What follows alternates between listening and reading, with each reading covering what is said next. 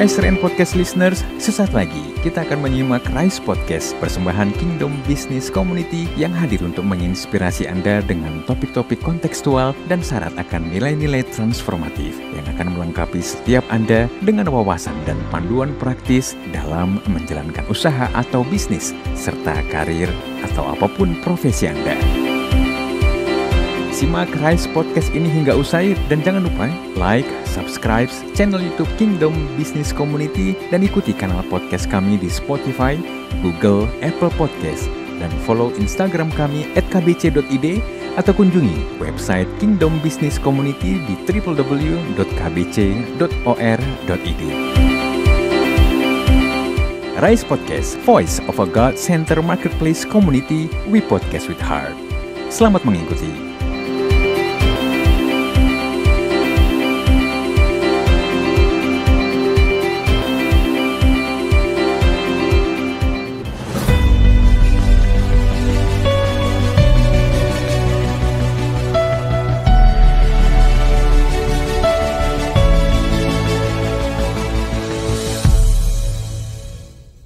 Shalom semuanya. Wah, senang sekali ya. Malam hari ini kita berkumpul di sini untuk sebentar kita mau mengupgrade ilmu kita. Ini temanya malam hari ini sangat menarik sekali. Saya yakin teman-teman sudah pada penasaran ya. Ini saya berharap ini mendapat pencerahan terutama untuk teman-teman yang belum paham tentang dunia kripto. Oke? Sebelum kita mau masuk lebih dalam lagi, kita mau belajar bersama-sama, saya minta untuk Bu Ruani memimpin doa sebelum kita masuk ke sesi. Silakan Bu. Baik, selamat malam semua teman-teman. Semoga salam sehat terus ya.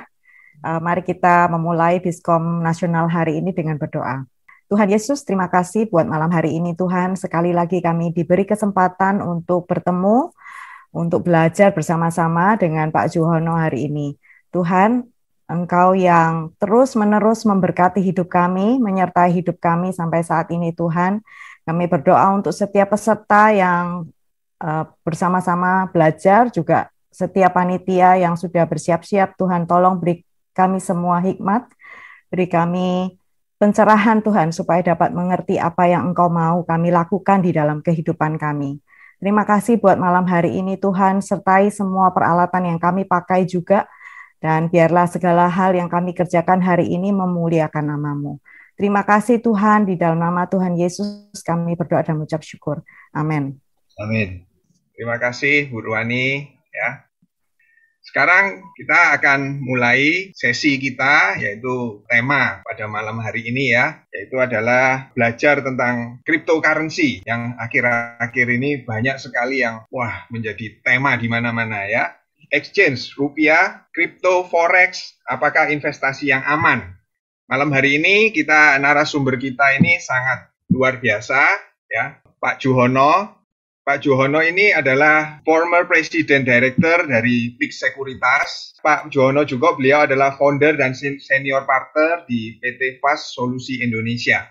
Nah, juga sebagai KBC National Speaker. Kita tidak akan berlama-lama lagi, kita akan panggil narasumber kita malam hari ini, Bapak Juhono Sudirgo. Silakan Pak Juhono. Selamat malam Pak Juhono. Ya, selamat malam. Saya udah on suara saya. Malam Pak, ya. Oke, jadi kita akan sharing hari ini dari satu judul yang saya kasih namanya exchange ya.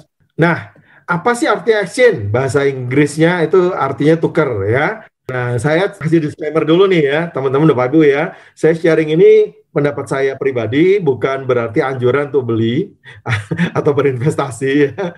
Jadi semua keputusan dan risiko di luar tanggung jawab dari narasumber ya. Seperti nonton televisi Republik Indonesia, dulu setelah iklan biasanya ada tulisan kalimat teliti sebelum membeli. Nah, ini yang anak milenial nggak tahu ya judul ini. Kalimat ini, tagline ini. Yang kolonial tahu ya, teliti sebelum membeli. Sponsor yang baik. Karena sekarang di iklan nggak boleh ditulis begitu, habis iklannya jalan, kita langsung belanja.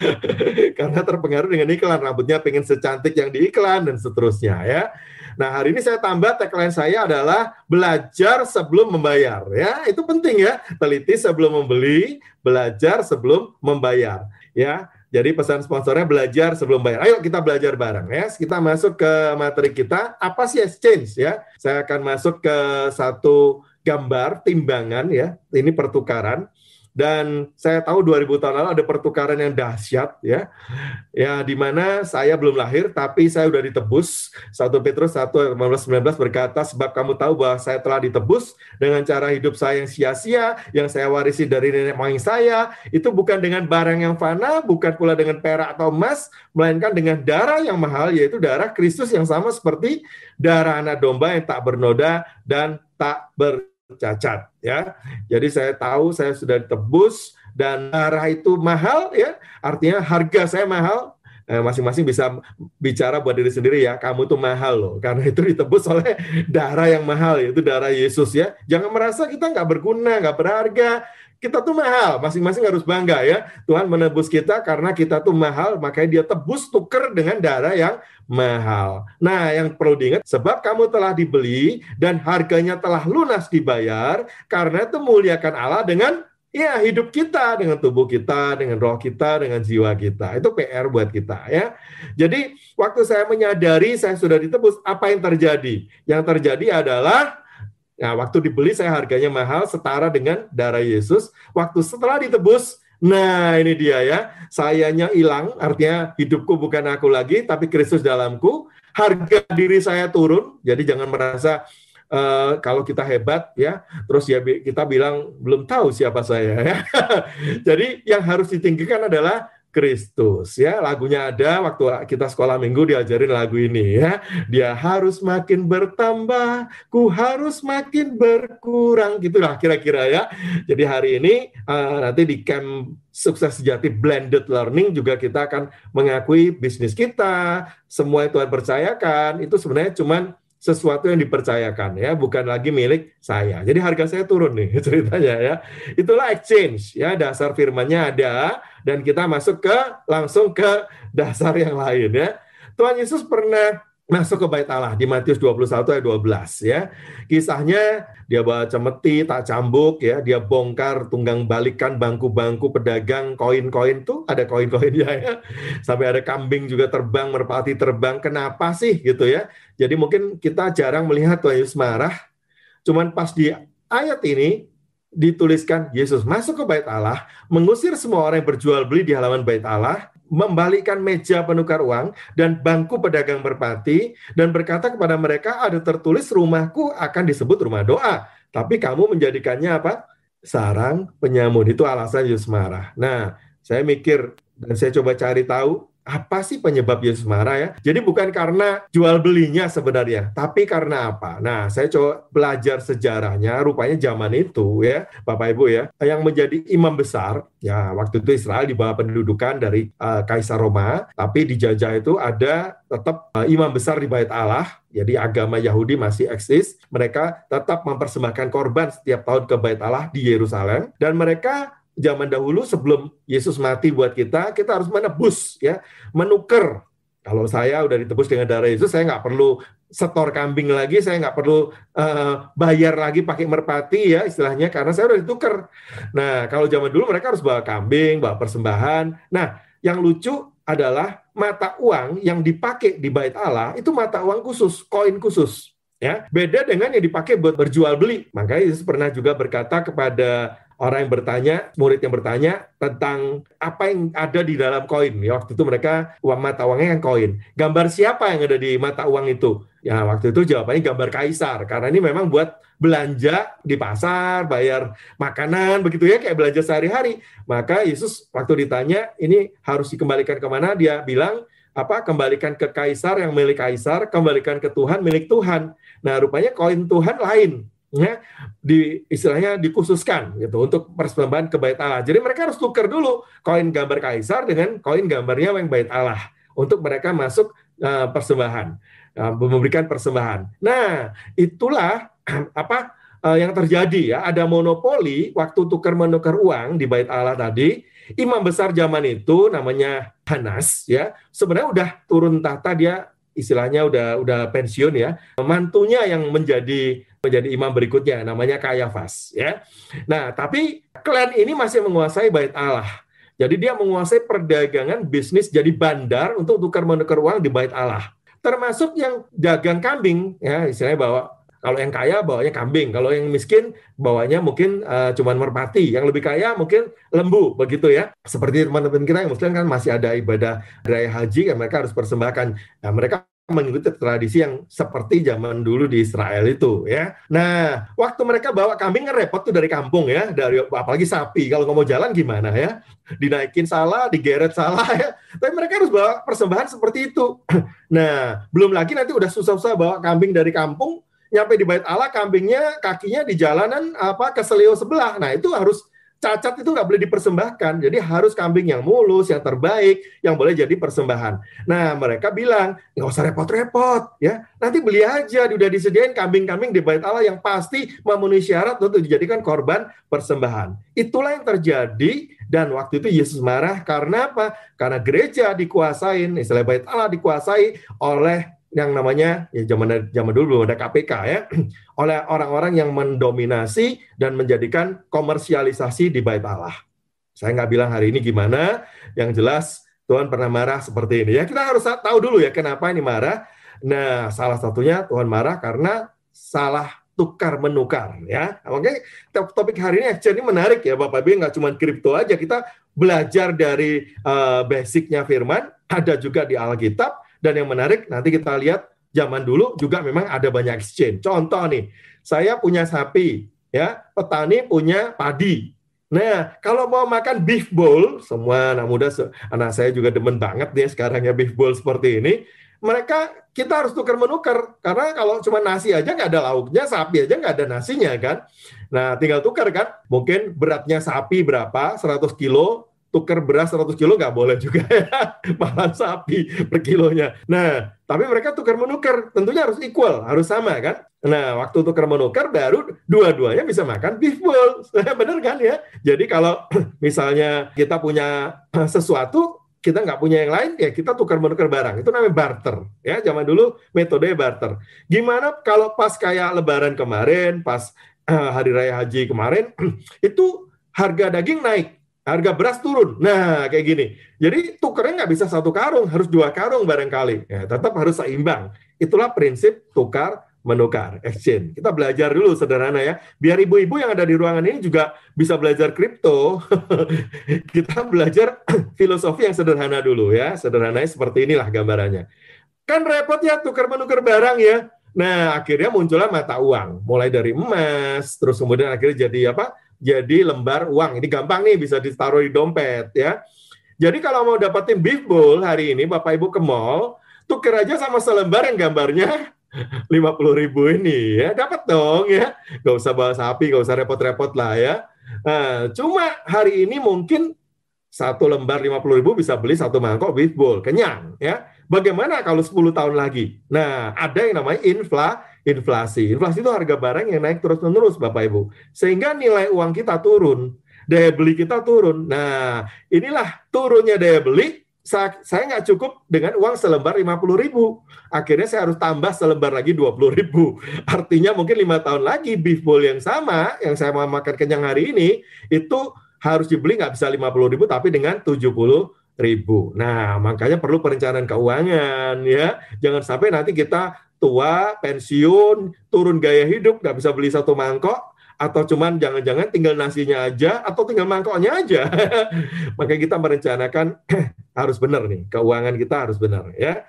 Jadi itu yang terjadi ya, namanya inflasi. Sederhana ya. Jadi ibu-ibu harus mengerti nama inflasi nih. Kalau harga barang naik menjelang Lebaran, cabai naik, itu ya salah satunya inflasi. Dan repotnya kalau udah naik lupa turun ya Pak, ibu-ibu ya.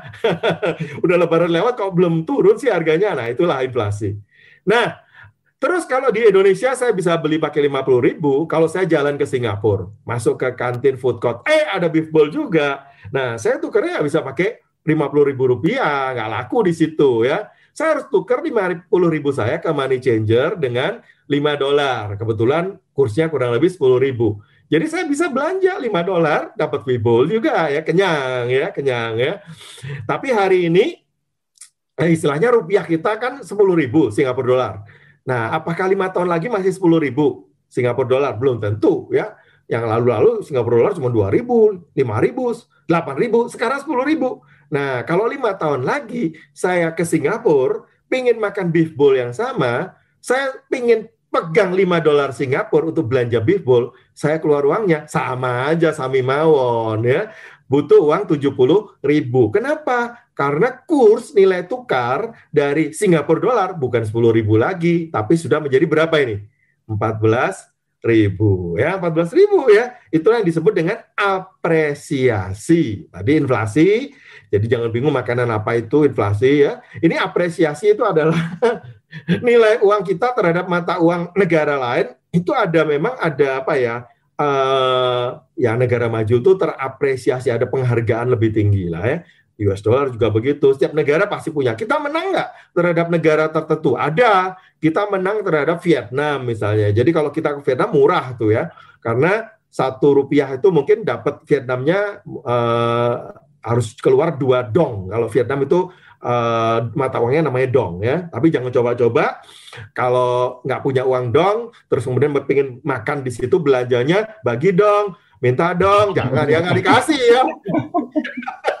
Kalau sama temen dikasih, tetap harus tuker ya, mata uang rupiah jadi dong. Celakanya mata uang dong itu nggak laku di Indonesia, jadi kita harus bayar US dollar di situ baru laku ditukar. Nah, dan harus habis teman-teman ya. Saya pernah ke Rusia, rubel mata uangnya, pernah ke Israel ya. Tahu nggak Israel mata uangnya shekel ya, karena nggak ada hubungan diplomatik juga nggak dijual di sini. Pernah ke Afrika Selatan ya, saya ikuti saya keliling dunia ya. Namanya red, itu udah dipesenin. Nanti habisin ya. Kenapa? Kalau dibawa pulang nggak laku di Indonesia, nggak bisa ditukar. Ya udah di airport beli aja coklat apa habisin gitulah ya. Itulah prinsip pertukaran ya. Bapak Ibu harus paham dulu apa yang disebut exchange ya, nilai tukar. Nah, sekarang lebih simpel karena mata uang dunia macam-macam. Bayangin tuh kalau saya keliling dunia harus bawa mata uang berapa di dompet saya, banyak sekali. Nah, akhirnya ada yang menukar dalam bentuk kartu ya, Visa, Mastercard. Mau pakai istilahnya kartu ini di mana aja boleh ya. Visa Indonesia ya tinggal nanti tagihannya mata uangnya beda, tetap ya rupiah mahal ya kursnya ya. Tapi sekarang udah nggak perlu tuker cash banyak-banyak. Jadi saya kalau memang butuh ya pakai kartu aja ya, Visa, Mastercard. Itu juga uang komunitas. Istilah saya, kalau tadi Singapura dolar punya uang negara, rupiah itu uang negara. Ya, dong Vietnam itu uangnya negara. Jadi kalau mau ke negaranya harus beli tuker sama uang negara itu. Nah, sekarang kita punya uang komunitas. Visa itu uang komunitas. Jadi kalau toko yang nempel stiker Visa, nah dia percaya sama Visa, dia terima pembayaran kita pakai Visa Mastercard, nanti dia dibayar sama Visanya, sama Mastercard-nya, gitu. Itu bicara uang komunitas. Uang komunitas itu apa? Uang komunitas itu berlaku dalam kelompok yang menerima pembayaran dengan alat tersebut. Biasanya ditempel stiker di tokonya. Nah, warung-warung kita sekarang di Indonesia udah banyak tempelan juga uang komunitas ya. Makanya di HP kita sekarang kita install mata uang komunitas. Bayar pakai GoPay, bayar pakai OVO, Dana, macam-macam ya. Link aja. Itu uang komunitas. Jadi kita taruh saldo di dompetnya sekarang handphone. Jadi kalau keluar rumah nggak bawa dompet, aman. Bapak Ibu hidup sekarang ya. Dompet yang dulu tebel, sekarang dipindahkan ke handphone. Ya, itulah uang komunitas. Bedanya uang komunitas kalau OVO GoPay cuma dibatasin. Belanjanya cuma 1 juta gitu kan. Kalau Visa Mastercard juga dibatasin oleh banknya. Ada yang punya limit 5 juta, ada yang 10 juta. Nah, teman-teman harus sadar ya, kartu kredit uang Visa Mastercard itu limit yang dikasih itu bukan gratis. Itu adalah pengganti uang tunai. Jadi tidak boleh dipakai kalau nggak punya uang tunai. Saya boleh pakai nggak kartu kredit? Boleh. Tapi namanya juga salah sih, kartu kredit ya. Mestinya kartunya itu bukan kartu kredit, kartu bayar, charge card. Nah, itulah yang berlaku dengan yang benar. Namanya American Express. Ya. Dulu ada Diners Card. Itu adalah kartu bayar. Nah, Visa Master ini celaka ya disebut credit card. Sehingga banyak teman-teman salah pakai. Boleh ngutang loh. Salah ya. Kartu kredit saya punya. Pakainya gimana? Buat bayar. Bukan buat ngutang. Contohnya, saya punya cash. Kalau ditagih saya bayar penuh. Nggak ada bunga. Jadi kalau pakai kartu, terus nggak punya cash-nya, ya Itu namanya salah pakai. Teman-teman besok ditagih bunganya 2% sebulan. Berapa banyak, nggak usah angkat tangan, yang hari ini terlibat utang gara-gara dompetnya nggak cukup, dia pikir kartu Visa Mastercard ini juru selamat, padahal ini jerat. Bahaya banget. Jadi yang mentoring utang, di kelas mentoring utang saya selalu berkata, perhatikan ada 3 hal penyebab kita jatuh dalam jerat utang. Yang pertama adalah salah gaya hidup. Nah, dipikir kartu tadi 100 juta itu uang tunai kita, padahal itu limit dan boleh dipakai kalau punya cash. Kalau nggak punya cash dipakai, itu salah, namanya ngutang, ya. Dan itu tidak boleh dipakai untuk ngutang, bunganya mahal banget, ya. Itu penyebab pertama, salah gaya hidup. Yang kedua adalah salah investasi. Nanti kita bahas tentang kripto, tentang forex, apakah itu investasi yang benar atau cocok ya buat kita, ya. Nah, itu juga ada orang beli kripto atau beli forex pakai uang utang. Nah, itu pasti salah kalau pakai uang utang, ya, karena investasi harus dari uang lebih, tidak boleh utang. Ya, kalau pakai uang utang investasi jeblok, ya pasti dia terjerat utang. Itulah banyak korban hari ini yang tidak mengerti sehingga mereka jadi harus dimentor keluar dari jerat utang. Ya, yang ketiga adalah musibah tanpa proteksi. Nggak ada asuransi, motornya hilang. Ya sudah, ganti motor baru, ngutang kan. Apalagi sakit hari ini mahal, nggak diganti, ya bayar sendiri. Terus ngutang pakai kartu kredit, wah itu celaka 13 ya. Udah 12-nya kejatuhan tangga, sakit, ke-13-nya pakai kartu kredit, berbunga mahal. Ya, itu contoh-contoh orang kenapa berutang. Nah, back to the basic, ya. Sebenarnya uang komunitas ini adalah uang yang kita pakai untuk menukar, bukan untuk berutang, ya. Makanya OVO kalau nggak ada saldo, Anda nggak bisa belanja, ya kan, harus isi dulu. Nah, memang bisa minta friend, ya, friend transfer aku friend, bisa.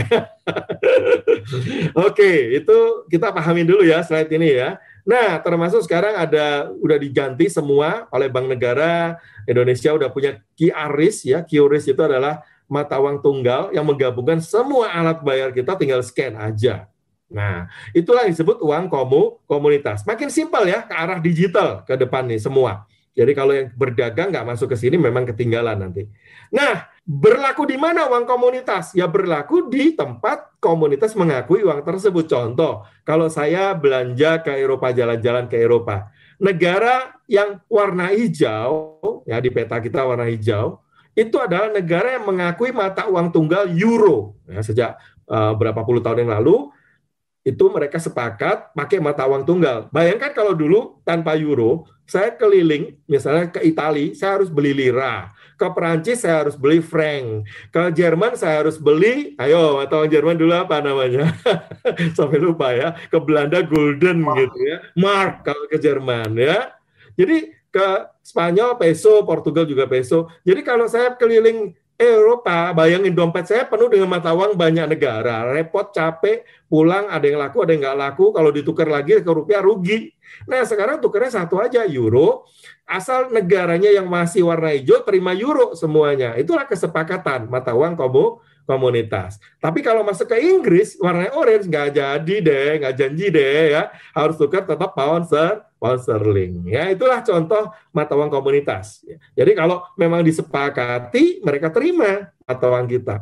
Nah, terbatas ya, euro hanya negara tertentu. ASEAN aja rencananya mau pakai mata uang rupiah di anggota ASEAN belum terjadi sampai sekarang. Nah, bagaimana kalau di dunia sekarang? Nah, orang berpikir kan zaman digital, kalau mau belanja seluruh dunia gampang gimana? Akhirnya muncullah mata uang yang namanya kripto. Itulah ciri asal mula ceritanya mata uang komunitas dunia. Supaya apa? Ke seluruh dunia manapun, ya udah nggak ada warna yang beda nih ya. Saya mau belanja di mana aja, ini kripto yang paling ngetop sekarang, gambarnya guguk ya. Padahal ini dari meme yang guyonan ya, ternyata diterima di segala negara. Nah, itu kesepakatan. Memang ada negara yang nggak terima. Tapi kalau diterima di negaranya, nah berarti kita pakai uang ini bisa belanja di banyak negara. Bahkan karena dia digital, nggak perlu datang. Nah, apa perbedaannya?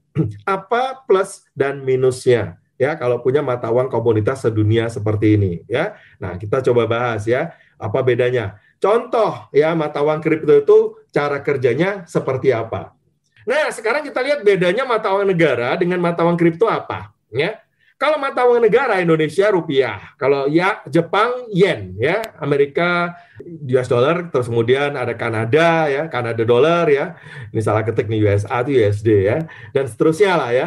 Nah, dan bahkan beberapa negara kadang itu mata uangnya sama. Ada yang terima kayak Timor Leste itu pakai US dollar ya, gitu. Jadi mereka nggak mau bikin repot-repot, udahlah kita pakai terimanya US dollar juga begitu. Ada banyak yang begitu ya. Jadi jumlah negara sama jumlah mata uang itu banyakkan mana? Banyakkan negaranya, karena beberapa mata uang itu bergabung, kayak euro itu bergabung kan, 12 negara jadi 1 euro begitu ya, karena ada mata uang bersama.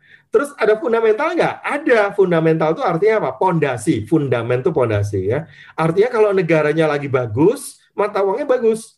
Indonesia pernah tahun 98 krisis moneter sekaligus krisis politik. Nah, kita ngalamin sama-sama ya.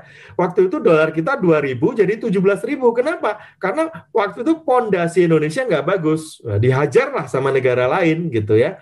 Mata uang negara kita jatuh dengan drastis dari 2.000 ke 17.000. Nah, yang menarik tiap negara itu punya otoritas moneter. Indonesia punya Bank Indonesia, Singapura juga punya BI-nya Singapura, ya, Monetary Authority of Singapore ya. Tiap negara punya, Amerika punya The Fed. Nah, mereka itu dikontrol oleh otoritas dari negara tersebut. Jadi kalau rupiah sama US dollar, misalnya naik-naik terus di 16.000. Nah, Bank Indonesia itu punya namanya tabungan yang disebut cadangan devisa. Sekarang tinggi sekali, 137 miliar dolar. Banyak ya? Banyak ya. Jadi kalau dolarnya kemahalan, maka Bank Indonesia itu melepas dolar. Dijualin. Kayaknya kenapa kok dolar mahal ya? 16.000 ya?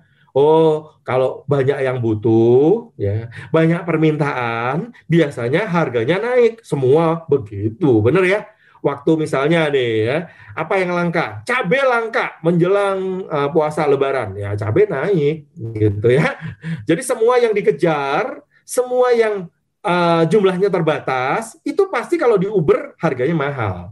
Buat gambaran aja bahwa Bapak Ibu, apapun yang dikejar pasti jadi mahal. Jadi kalau ada permintaan terhadap dolar tinggi, ya pemerintah jual cadangan devisanya, dilepas supaya turun lagi ke 14.000 ya.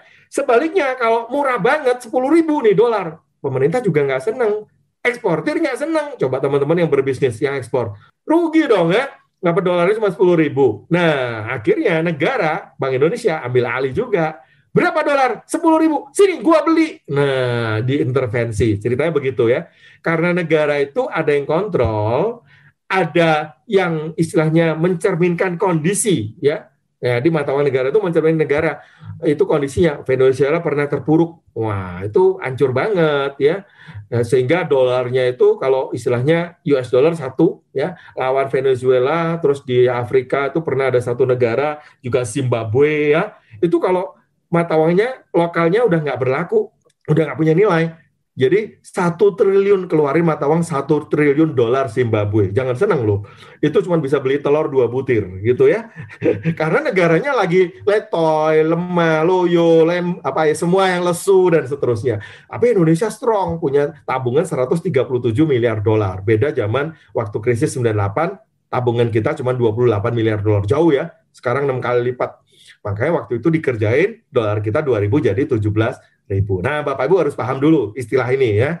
Nah, akhirnya kita bicara yang mata uang komunitas. Jadi mata uang negara udah jelas ya.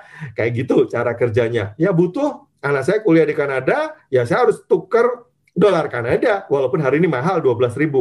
Jadi Kanada strong banget, bahkan lebih strong dari US dollar.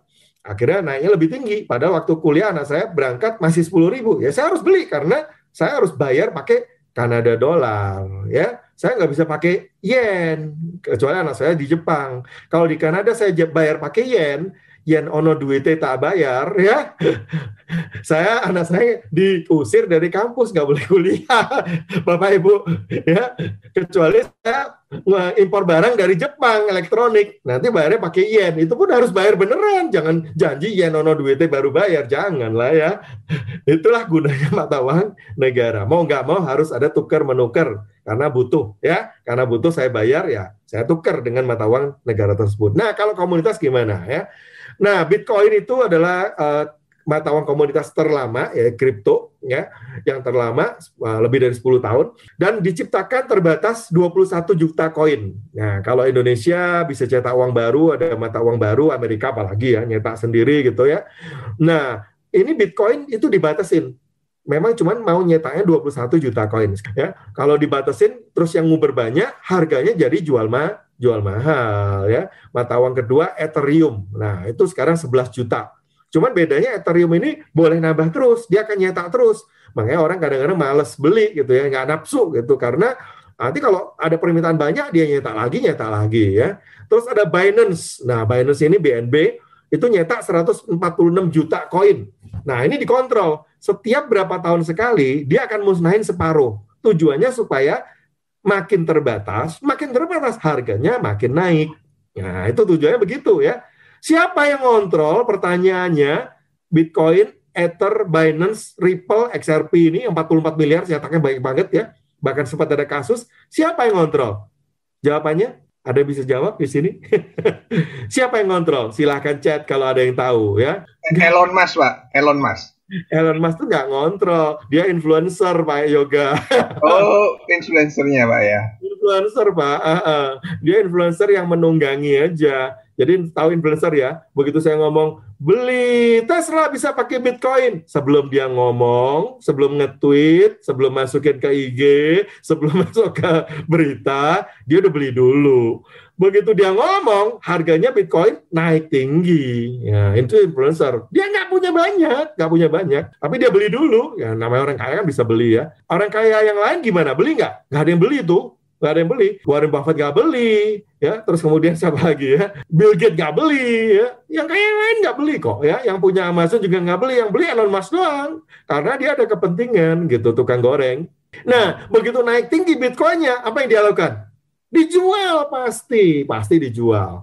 Terus dia buka suara baru. Kayaknya saya mau bawa siapa aja yang punya uang Dogecoin akan ke bulan pakai Dogecoin.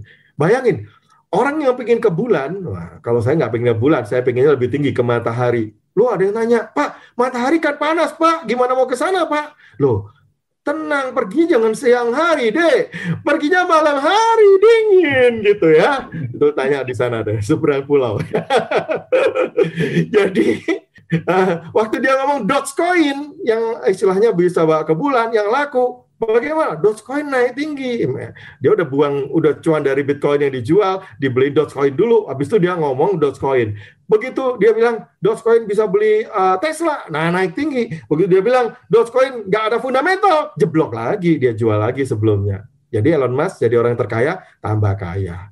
Mau jadi followernya Elon Musk? Ya, follower atau cuman dapat remah-remahnya aja, jangan-jangan lupa keluar udah jebur ya, istilahnya yang kaya dia, kita jadi korban lah begitu ya. Dan yang jelas karena nggak ada yang kontrol, terus kemudian mata uang ini tidak dikontrol negara, mata uang ini sering kasus ya. Ripple barusan kasus, Binance barusan kasus. Kenapa? Karena mudah disalahgunakan, transaksinya kan besar. Indonesia aja saya mau kirim anak saya ke Kanada dolar 100 juta, suruh tanda tangan, buat apa? Saya tidak boleh belanja lebih dari 25.000 US, dikontrol oleh kontrol devisa negara. Buat pendidikan anak bisa, tapi dibatasin gitu loh. Nah, itulah yang dipakai oleh kripto. Mereka tanpa kontrol negara bisa melakukan perdagangan bebas, apapun, kemanapun, siapapun, mau beli senjata, mau jual beli human trafficking, mau beli drugs, mau beli apapun bisa. Jadi kalau teman-teman mau support mereka, ya jadilah donasi buat mereka. Ngeri nggak? Ini mata uang yang sangat mengerikan. Ya, ada, betul. Tapi fungsinya tidak terkontrol. Dan ada berapa banyak kripto? 10 tahun lebih kripto berjalan. Kalau saya hitung setahun 365 hari, ada 3.650 hari. Kripto sekarang hampir 5.000 token maupun koin. Berarti setiap hari lahir kripto baru. Ya, tiap hari lahir. Kita bisa nggak KBC bikin koin kripto? Bisa, sangat bisa. Misal nih, yuk, namanya komunitas ya. KBC bikin KBC koin. Gambarnya wow, tapi jangan anjing dong. Kalau tadi wow, guguk gitu gambarnya ya. Wow, menarik gitu. Nah, setiap anggota KBC alumni 20.000 orang bisa berdagang pakai wow koin. Wah, Karena kita komunitas sepakat, ya itu diterima. Saya misalnya makan di dapur Solo pakai WorldCoin, begitu ya. Untungnya apa? Nah, bayangin kalau KBC ada di seluruh dunia. Saya ke Amerika ada KBC Amerika, saya nggak perlu tukar US dollar loh. Restoran member KBC Amerika, saya bayar pakai WorldCoin juga. Wah, luar biasa kan? Saya nggak perlu tukar-menukar, nggak perlu repot bawa duit. Itu mata uang yang memang luar biasa didukung oleh digital hari ini. Nah, memang luar biasa, tapi rentan disalahgunakan. Selain tidak ada fundamental, terus kemudian transfernya tanpa kontrol, rawan dipakai untuk hal yang keliru. Bahkan kalau mau dikontrol, boleh dikata adalah pemegang terbanyaknya siapa nggak jelas. Nah, bisa dicek sih, bisa dicek. Karena kripto ini mata uang disebut kripto adalah kripto itu rahasia, currency mata uang. Jadi kripto ini mata uang rahasia, ya, yang istilahnya tidak tahu siapa yang pegang, siapa yang ini. Tahu Pak Jono punya berapa, tapi nama saya nggak muncul. Nama saya nggak muncul. Si A pegang berapa, si B namanya nggak ada, tapi berapa yang dipegang tahu. Dan beberapa yang pegang itu sangat-sangat besar. Bitcoin siapa yang pegang? Paling cuma 5-6 orang yang paling besar. Nah, itu yang disebut bandar. Dia mau naikin, mau turunin, terserah dia. Seperti itu. Nah, jadi mata uang, misalnya anak saya studi di Kanada, saya bayar pakai Kanada dolar. Kalau saya impor, saya ulangi ya, ke Jepang, saya dapat tempo 6 bulan bayar. Saya misalnya belanja kursnya 130. Saya belanja elektronik dari Jepang. 1 juta yen berarti saya berutang 130 juta. Tapi boleh bayar temponya 6 bulan lagi. Nah, barangnya udah nyampe, saya jual dulu nih. Harga jual di Jakarta 150 juta. Tadi modal saya berapa? 130 juta kan? Boleh ngutang lagi 6 bulan. Ya, mungkin di sana bunga rendah, jadi digratisin nggak pakai bunga. Mungkin ada biaya saya 10 juta, saya untung cuan 10 juta. Saya udah jual laku. 6 bulan lagi, mungkin uangnya saya putar dulu, nabung dulu, deposito dulu. Harus bayar dong ke Jepangnya. Iya. Nah, waktu 6 bulan lagi ke Jepang, saya sekali lagi bayarnya pakai apa? Pakai yen. Dan jangan bilang yen ono duitnya baru bayar, jangan ya. Ternyata kurs yen 150 6 bulan lagi. Modal nggak saya? Yang tadinya saya harus bayar 130, jadi harus bayar 150. Itu modal saya. Dari cuan jadi bocuan nih, ceritanya begitu ya. Saya bocuan, rugi jadinya. Nah, apa yang terjadi? Nah, supaya nggak rugi, saya beli asuransi. Nah, ini ada kontrak berjangka. Ya, kontrak berjangka itu saya buy forward. Saya bayar premi kayak asuransi persis 2 juta, sehingga saya mungkin labanya berkurang, nggak 10 juta, tapi 8 juta. Tapi pasti laba. Kenapa? Karena nanti yen jadi 150, saya bisa beli harga yang lama 130, karena saya punya asuransinya. Nah, itu baru saya aman. Nah, itulah gunanya tukar mata uang. Nah, kenapa yen bisa 150? Jangan-jangan ada yang nguber yen ceritanya. Nah, kalau di Uber semua pasti naik kan harganya tadi kan. Akhirnya kita, ya kasihan pedagang. Kasihan saya yang anaknya di Kanada. Ya, harus beli mahal Bapak Ibu. Makanya, sekali lagi, mata uang asing forex, apakah itu alat investasi? Bukan. Itu alat bayar. Kalau saya itu simpan, saya spekulasi, saya simpan di rumah, apapun lah, zaman krisis dulu, orang takut nggak ada susu, diborong semua. Zaman pertama kali masker mahal, masih ingat setelah COVID, tisu mahal, harga tisu, harga masker jadi mahal, harga vitamin C jadi mahal. Karena ada spekulan yang menumpuk di rumah. Nah, mata uang ini kalau disimpan, terus kemudian ditumpuk, apalagi diperjualbelikan dengan harga yang tidak wajar, kasihan pedagang, kasihan yang harus bayar dengan mata uang tersebut. Sekali lagi, forex, saya tegasin, bukan alat investasi. Itu alat bayar. Jadi kalau fungsi pertamanya aja Bapak Ibu beli forex itu salah, bukan nggak boleh beli kan? Kalau punya anak sekolah di Kanada, iya harus beli. Tapi kalau tujuan belinya dapat untung, salah. Ya kita ikut bersalah, ikut andil dalam salah. Dan kalau disimpan, memang nggak pernah untung Bapak Ibu. Bapak Ibu beli US dollar 5 tahun lalu, sampai hari ini, itu nggak untung loh. Nggak naik US dollar. Yang bisa naik apa? Kalau ditradingkan. Nah, jadi belinya aja salah. Kedua, ditradingkan. Nah, ini pertanyaan kedua ya. Inilah gejolak mata uang Indonesia. Ya, pas krisis pasti naik. Krisis moneter 98, 17.000. Sebelumnya 2.000, karena di pack flat 2.000. Waktu subprime mortgage 12.000. Waktu pandemi COVID sempat 16.500, sekarang udah balik lagi 14 ribuan. Jadi kalau saya mau simpen beli dolar, misalnya anggap tahun 2000 ya, atau 2000 berapa nih, yang harganya 12 ribuan nih ya. Nah ini ya 2009 gitu ya, 12 ribu. Hari ini cuma naik 2.000, bayangin, 12 tahun, nggak menarik kan? Nggak ada orang simpen untuk investasi dolar, nggak ada, bener. Yang terjadi apa? Mereka jual belikan. Nah itu berbahaya sekali, kasihan yang membutuhkan. Karena itu bersifat spekulatif. Ingat, pedagang mata uang di bait Allah, Tuhan marah. Bukan money changer salah loh, enggak ya. Kalau saya mau keluar negeri, saya juga beli uang di money changer. Tapi kalau dibuat spekulasi, jadi keliru. Nah, coba lihat Bitcoin. Bitcoin itu sempat tidur lama. 15 Desember tahun 18, ini 3 tahun lalu, harganya masih di 3.000. Karena digoreng sangat tinggi dengan berita-berita Elon Musk tadi, gara-gara krisis, Bapak Ibu. Dan setiap krisis ya itu, kesempatannya selalu ada aja orang menggoreng ya, cari untung. Naik sampai 65.000 tertinggi. Hari ini tinggal separuh, 30 ribuan lagi.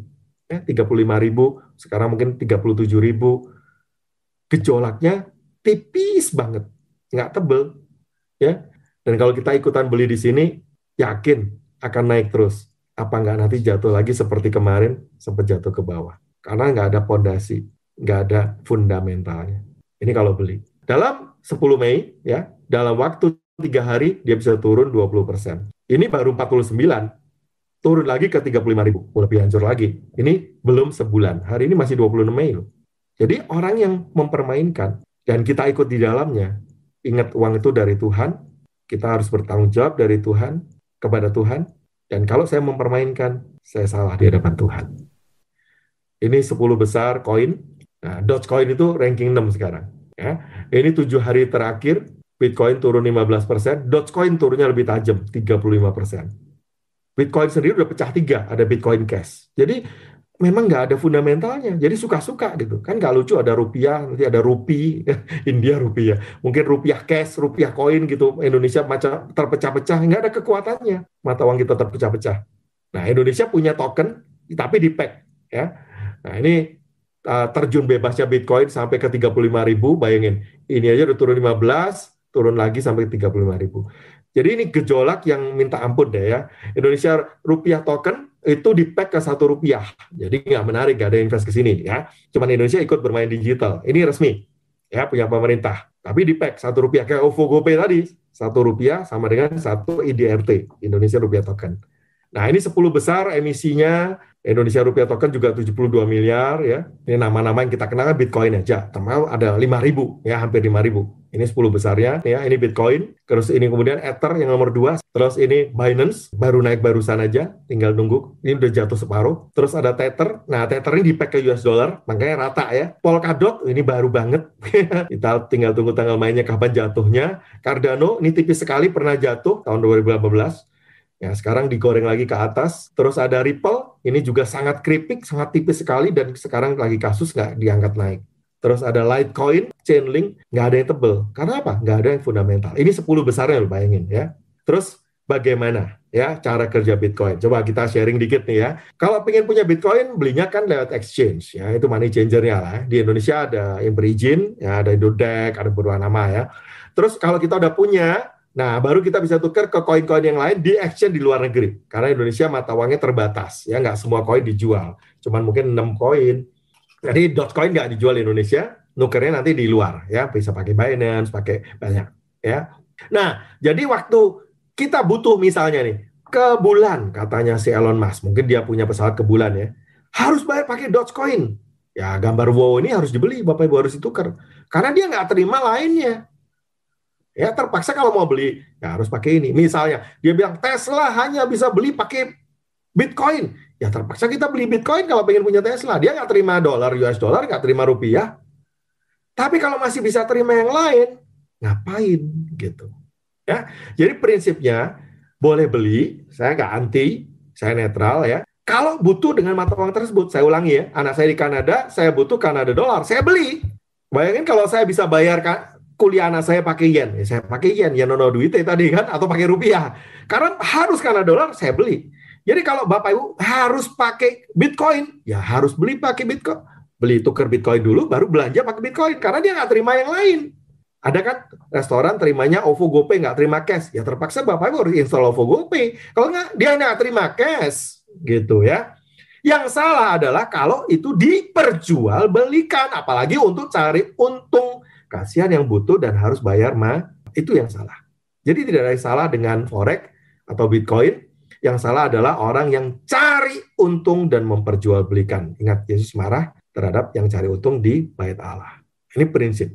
Ya. Jadi Forex itu sekali lagi kesimpulannya alat bayar, kripto juga alat tukar, bukan alat investasi. Ya, ini prinsip ya. Jadi kalau saya pakai alat tukar, alatnya salah, itu namanya sudah salah. Jangan tukar, ingat ya. Jangan tukar dengan sesuatu yang salah. Harus benar gitu. Jadi prinsip dulu ya. Mata uang itu alat tukar. Terus kita bisa beli online nih atau offline nih. Sedikit ini ilmu aja ya. Bisa online juga. Nah, tapi juga banyak orang yang kehilangan password karena online.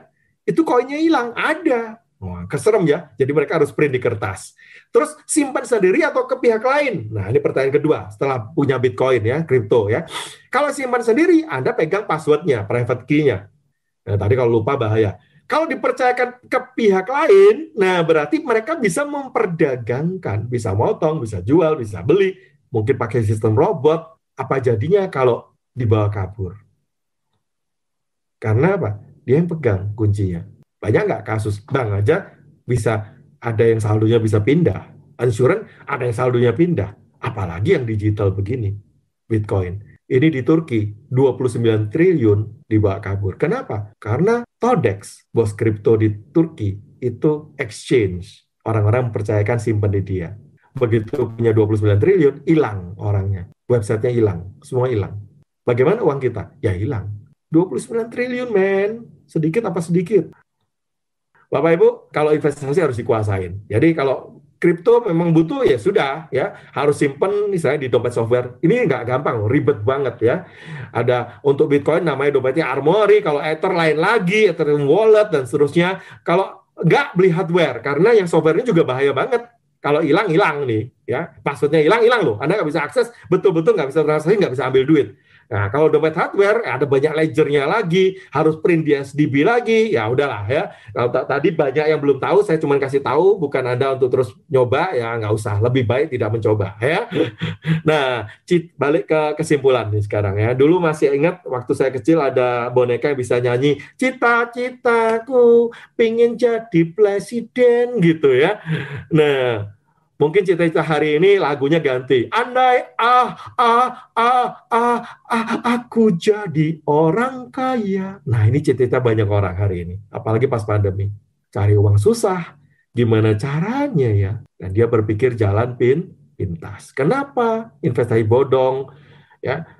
Kenapa kripto tiba-tiba mendadak jadi rame? Karena banyak orang nyanyinya, andai aku jadi orang kaya. Mimpinya Cinderella, kenyataannya ini cuma ada di 1001 malam. Ya, banyak orang pengen jadi crazy rich tiba-tiba. Ini cuma ada di sinetron, Bapak Ibu, ya, ada di dongeng, ya. Ayat ini digenapi, Bapak Ibu. Mereka ingin kaya terjatuh ke dalam pencobaan, ke dalam jerat, ke dalam berbagai nafsu yang hampa mencelakakan, menenggelamkan manusia ke dalam keruntuhan dan kebinasaan. Investasi itu, Bapak Ibu, harus punya pondasi fundamental. Memang nanam jati butuh waktu lama, tapi kayunya kokoh, kuat, harganya mahal, pondasinya juga kuat, nggak gampang roboh jati. Jadi jangan berharap cepat untung, karena yang untung pasti penipunya. Jadi apa salahnya sih? Ya, apa salahnya Forex dan kripto? Dia salah kalau satu diperdagangkan. Jadi Anda boleh beli kalau Anda butuh, dan memang hanya satu-satunya yang menerima mata uang itu. 2, sudah diperdagangkan, dipercayakan ke orang lain, walaupun itu robot. Robot itu saya bisa bikin, Bapak Ibu, programmer bisa bikin. Kalau disebut menang terus, mau saya bikin menangnya 10 kali, kalahnya sekali, bisa. Mau menang 90 kali, kalahnya sekali, bisa. Mau apapun saya bisa bikin, ya. Seorang programmer bisa bikin. Dan Anda percaya. Yang ketiga, apalagi dijual robotnya, terus pakai suruh cari temen. Namanya MLM ala Ponzi. Jadi saya biang keroknya, istrinya ceburin, ayah, anak, ibu, tete, kakak, adik, teman dekat, semua cemplungin. Mungkin saya bisa bikin program menunjukkan setiap seat untung, ini pernah di-track, ternyata bisa dibikin, ya, nggak real. Yang jelas, waktu saya bawa teman, saya dijanjikan untung, saya ngomong ke teman tadi, kamu setor berapa? $100. Satu hari untung berapa? $1. Terus, kamu dibayar. Tahu nggak uang itu dari mana? Kamu dibayar $30 masuk di Januari, komisi kamu. Lah, kamu kan nyetor $100. Diambil merah ini, masuk ke rekening kamu, itu duit-duitmu dewe. Uangmu sendiri. Februari, kamu dapat lagi. Itu duitmu lagi dipindahin yang disetor tadi. Plus, kamu sekarang suruh ngajak temen, kamu tunjukin ke temenmu dengan semangat, ini nggak bohong, ini buktinya, saya ditransferin $30 bulan lalu, $30 bulan ini. Padahal itu uangmu sendiri. Dan kamu show ke temen, meyakinkan teman supaya ikut, karena kamu dapat komisi $10. Padahal itu duitmu sendiri. Bulan ketiga kamu masuk, bulan keempat duit temanmu masuk, kamu dibayar lagi uang temanmu. Temanmu suruh cari teman lagi, dan itu suatu hari kalau sudah banyak korbannya, dia tinggal lari. Itulah yang disebut dengan Ponzi. Mau ngasih untung berapa? Ini yang 30% paling kanan, ini skimnya nih. Nanti generasi ke-10 dapat sekian, ini mimpi di siang bolong. Andai aku jadi orang kaya. Siapa yang kaya? Saya. Siapa saya? Saya ini adalah penipunya. Itu yang paling kaya. Siapa yang sangat kaya? Downline di bawah saya. Itu anak, adik, istri saya. Itu downline saya dulu. Saya bikin dulu. Siapa yang rada kaya? Ya, ini korban yang di atas. Dan jangan coba-coba dalam nama Yesus. Mumpung ini baru mulai, yuk kita di atas. Biar kita tidak jadi korban. Bapak Ibu, korban yang paling miskin adalah orang-orang yang kita bawa masuk ke dalam. Dan Anda berdosa. Menyebabkan orang yang korban, ada yang bunuh diri karena dia ngutang. Terus termakan investasi bodong. Nyawanya, darahnya, diminta tanggung jawabnya di akhir zaman nanti. Bapak Ibu, sistemnya persis dengan Dracula. Satu hari investasi bodong pasti, saya katakan 1000%, pasti meledak. Kapan? Ketika darah segar tidak ada lagi. Setelah tidak ada lagi korban yang masuk dan percaya. Jadi kalau investasi ada izin benar, tapi kalau skemanya Ponzi udah salah. Udah salah. Ini OJK rajin menutup, termasuk beberapa forex, beberapa yang terbaru bulan ini adalah yang berbentuk trading kripto, ya. Prinsip investasi di Alkitab adalah 1 Korintus 10:24. Jangan seorang pun mencari keuntungannya sendiri, tapi hendaklah tiap-tiap orang mencari keuntungan orang lain. Jadi kalau saya ditawari untung 30%, sehari 1% kan sebulan 30%. Saya harus tanya, kamu untungnya dari mana? Kok bisa bagi saya 30%? Itu namanya mencari keuntungan orang lain. Bukan berarti, yuk kamu ikut saya yuk. Nanti saya cuan dari kamu, saya dapat override kamu jadi korban, salahmu, kamu masuknya belakangan. Bukan itu maksud ayat ini. Ya, bukan cari untung dari orang lain, tapi cari tahu dari mana orang yang membagi keuntungan buat kita tadi, dia bisa untung. Dan nggak ada orang baik hati kalau robot dia bagus, dia bisa untung 30% sebulan, Bapak Ibu. Kenapa dia nggak apply kartu kredit dengan limit unlimited, dia gesek, bayar 2% sebulan, dia untung 30%. Coba logika kita berjalan. Ngapain bagi kita 30%? Dia utang bank cuma bayar 2% sebulan, untungnya 28%. Dia pasti diam-diam dengan robotnya, nggak bakal bagi ke kita. Wake up, man! Come on! Terakhir, mungkin nggak ada kripto 666 satu hari timbul? Saya dulu bingung memang. Gimana caranya Wahyu ini menulis begini? Ia menyebabkan sehingga kepada semua orang, kecil atau besar, kaya atau miskin, merdeka atau hamba, diberi tanda pada tangan kanan atau pada dahi, dan tidak seorang pun dapat membeli atau menjual selain daripada mereka yang memakai tanda itu, yaitu nama binatang itu dan atau bilangan namanya. Yang penting di sini adalah hikmat. Barang siapa bijaksana, baiklah ia menghitung bilangan-bilangan itu, karena bilangan itu adalah bilangan seorang manusia, dan bilangannya itu adalah berapa? 666.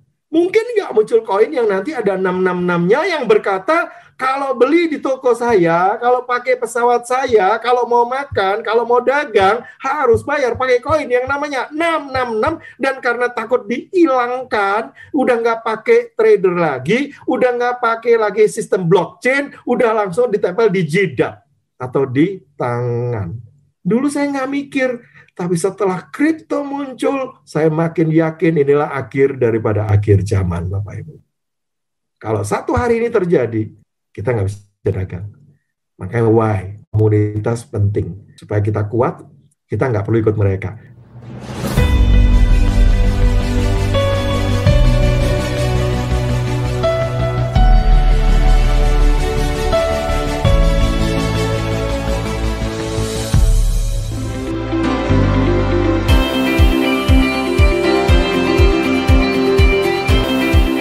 Hello Riser and Podcast listeners, terima kasih Anda telah menyimak Rise Podcast Special Edition yang dipersembahkan oleh Kingdom Business Community. Harapan kami setiap episode Rise Podcast dapat menginspirasi Anda untuk terus mengalami transformasi dalam melakukan bisnis dan profesi Anda untuk tujuan yang mulia, membangun bisnis melalui manusia dan membangun manusia melalui bisnis. Kami mengajak setiap Anda dan perusahaan Anda untuk bergabung bersama kami dalam komunitas Kingdom Business Community. Secara bersama, kita bisa bertumbuh, berkembang, dan sukses, serta dapat berkolaborasi dalam gerakan kepedulian kepada sesama untuk Indonesia yang lebih baik. Untuk dapat bergabung, silahkan kunjungi website Kingdom Business Community di www.kbc.or.id atau hubungi Sekretariat Nasional KBC di 0817 131 257. Sekali lagi, www.kbc.or.id. Rise Podcast Kingdom Business Community. We podcast with heart. Sampai jumpa.